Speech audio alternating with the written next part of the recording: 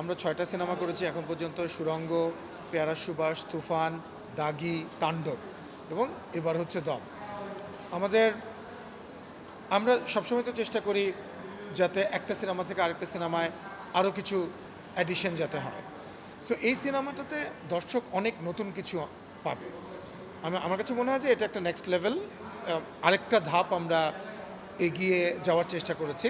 সেটা আপনারা in terms of visual, in terms of quality, in terms of story telling and acting, সমস্ত কিছু মিলিয়ে আপনারা দেখবেন দম সিনেমাটাকে কিন্তু আপনি ডিস্টিংটিভলি একদম আলাদা করতে পারবেন। এই সিনেমাটা যেহেতু দেশের বাইরে শুটিং হয়েছে এবং বড় স্কেলের একটা সিনেমা, সেই অনুযায়ী সিনেমাটার বাজেটও নিশ্চয়ই একটু বেশ ভালো হবে।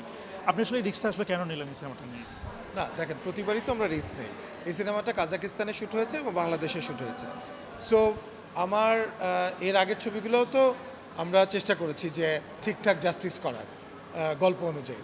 যেহেতু আর যে ডিরেক্টররা আমাদের সাথে কাজ করেছে এখন পর্যন্ত প্রত্যেকেই কিন্তু বাংলাদেশের স্বনামধন্য সব প্রমিনেন্ট ডিরেক্টরস।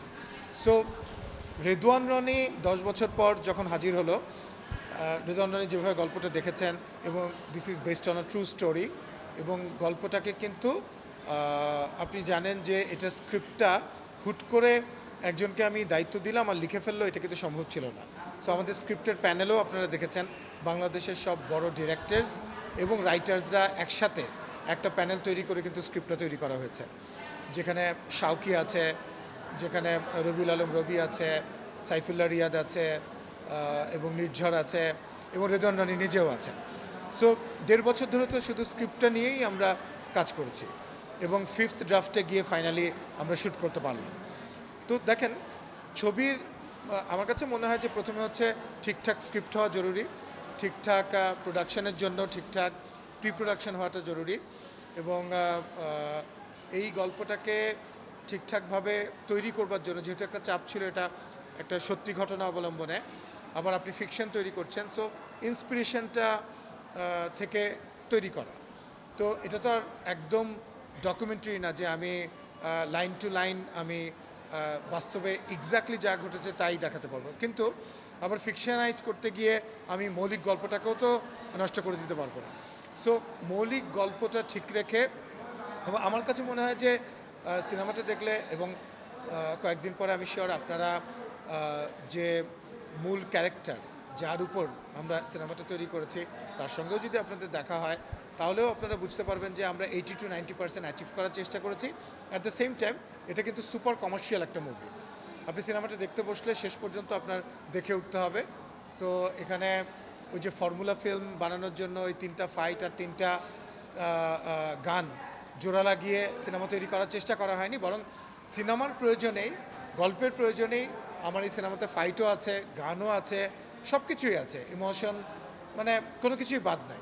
সো সারা পৃথিবীতে এখন কমার্শিয়াল ফিল্ম যেটাকে বলা হয় সেরকম একটা কমার্শিয়াল ফিল্ম। একদম লাস্ট প্রশ্ন, সেটা হচ্ছে যে আমাদের দেশে আসলে বক্স অফিসও নেই, আবার দেখা গেছে যে সিনেমার বাজেটটাও সেভাবে রিভিল করা হয় না। সেক্ষেত্রে আসলে অনেক প্রডিউসাররাও সাহস পায় না। যদি আপনার যেহেতু প্রায় প্রত্যেকটা সিনেমাই সাকসেসফুল হচ্ছে এবং ব্যবসা সফল হচ্ছে, সেই জায়গা থেকে বাজেট এবং যদি ইনকাম কিংবা যদি লাভ সেটা যদি প্রকাশ করে, তাহলে অন্যান্য প্রডিউসারও হয়তো বা ইন্সপায়ার হতে পারে। সেই জায়গা থেকে আসলে এই সিনেমাটাকে আসলে আপনারা বাজেট এবং এটার বক্স অফিস কালেকশনটা আসলে প্রকাশ করবেন কিনা? আমি এটা বারবারই বলি, বক্স অফিসটা হতে দেন। যে কারণে আমরা সিঙ্গেল স্ক্রিনে প্রথম 2-3 সপ্তাহ রিলিজ করছি না, পাইরেসি হয়ে যায় সিনেমা, আমরা ওই রিস্ক নিতে পারবো না।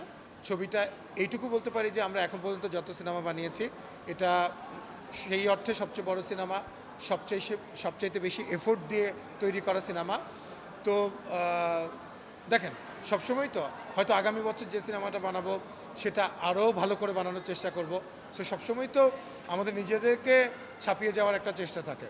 তো দর্শকদেরকে আমি এটা অ্যাসিওর করতে পারি যে এখন পর্যন্ত আমাদের যত সিনেমা দেখেছেন, তুফান, তাণ্ডব, সুড়ঙ্গ অথবা দাগি, সবগুলো সিনেমাই আমরা চেষ্টা করেছি দর্শককে একটা ভালো সিনেমা উপহার দেওয়ার, এবং এটা আমাদের সর্বশেষ চেষ্টা, এবং এই সিনেমায় সেই এফোর্টটা আমরা হায়েস্ট লেভেলে দেওয়ার চেষ্টা করেছি, এবং আমার ধারণা দর্শকরা সেটা হতাশ হবে না, এবং আন্তর্জাতিক মানের ফিল্ম যেটাকে বলে ইন্টারন্যাশনাল স্ট্যান্ডার্ড, আমার মনে হয় দর্শকরা they'll be proud after watching this. অবশ্যই দেখতে পারবে। যেটা বললাম যে প্রথম 2 থেকে 3 সপ্তাহ আমরা পাইরেসির কারণে সিঙ্গেল স্ক্রিনে দেইনি।